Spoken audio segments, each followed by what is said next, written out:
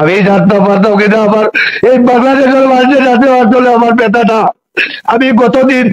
ভুলে গেছি একটা কথা কইতে গিয়ে গতদিন আমি গত সোমবারে 7 তারিখ গত চলিত মাসের 7 তারিখ কোর্ট তারিখও গেছি যাওয়ার পরে যে সময় দেখছি আলিফ জাল তাই গুন্ডা বাহিনী দিয়ে আমার খাতাইয়া কোর্ট থেকে বাইর করছে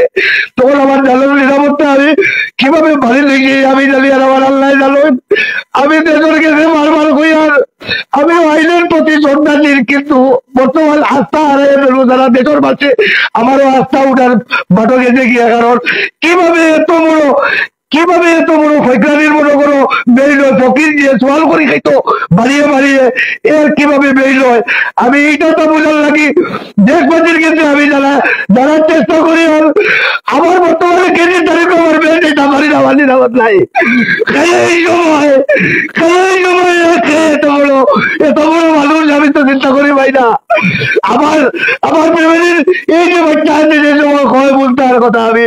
আমি ভাবিতে পারি না আমার কথা আমি এখন কি করবো দেশবাসী আপনার দেশ থেকে তুলে দিল কোন দেশে আপনারা পাঠাই দিল আপনার কোনো উপায় নাই কোর্ট তারিখও যদি যেতে পারি না আর আমার কিতা করতাম গুন্ডা বাহিনী দিয়ে আমার এক কৌটো খাতাই রয়েছে গত সোমবারে 7 তারিখ বর্তমান চলিত মাসের প্রমাণ আছে আমি সাংবাদিক ভাই ওগুলো লোকে মিলবার লাগি চেষ্টা করছি তারপরে আমি মানছি না আমার জানার ধরে আমি বাড়ি লইছি ইয়া এখন আমি কিতা করতাম আমার উপায় নাই আমার উপায় নাই আমি সহ্য করতে পারি না আমি আমার নিজে মরে দিতাম আর এছাড়া কোনো উপায় নাই আমি সহ্য করতে পারি না রে ভাই এদেশ মানুষ নেই এদেশ আইন নেই এদেশ অত অপরাধিত কিভাবে আইন বর্তমান সরকারের নিচে আমি আকর্ষণ করি আইন লাইনি দেওয়া আমার মেয়েটা বাড়ি আইন মেয়ে আছে আমি কৌটো নিতে পারি না গুন্ডা বাহিনী দিয়ে আমার হাতাই হয় কৌটো আমি চিন্তা করতাম এখন আমার আর কোনো উপায় নেই আপনার আর কোনো উপায় নেই আপনার মরা ছাড়া আর কোনো উপায় নেই না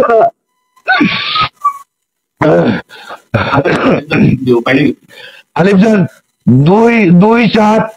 2/7 গত মাসের 2 তারিখ বাইরে আলিফ জান আমরা কইতে পারি না এদের হিউজ টাকা পয়সা এবং পিছনে মানুষ তারার টাকাওয়ালা মানুষ আছে গুন্ডা সান্ডা সিন্ডিকেট আছে গতিকে তো বাইরে না ভাই কিভাবে বাইর হয় আইন তো প্রত্যেকের লাগে সমাজে তো শিশু বাচ্চা 6 বছরের শিশু বাচ্চা আস্থা খানায় গিয়ে তার জনতায় মনে করা দর্শন হাতে ও আসামিটা কিভাবে বাইরে এবং তা 1 নম্বর আসামি মার্জিয়া 95% বারণের আশঙ্কা ওই হাইকোর্ট করছে তারা বারণের আশঙ্কা আছে তখন আমাদের তো এখন মা বারণের কারণে নিরাপদ নাই কোর্টে যেতে পারি না কোর্টও আমার খাতাইলো আর মেয়ে বারণের পরে আবার কি হইব আমি তো বাড়ি করে হতো তার পারতাম না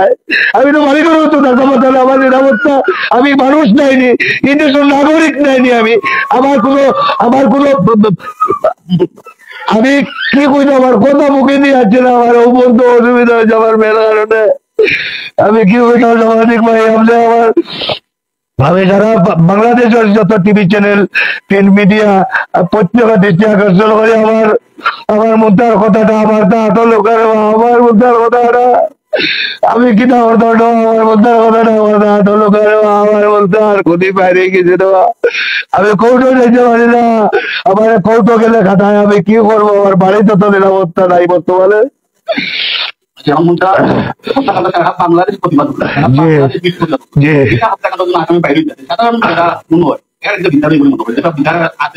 দেশ তো বিচার আর আছে করে কোনো প্রমাণ পাওয়া যান না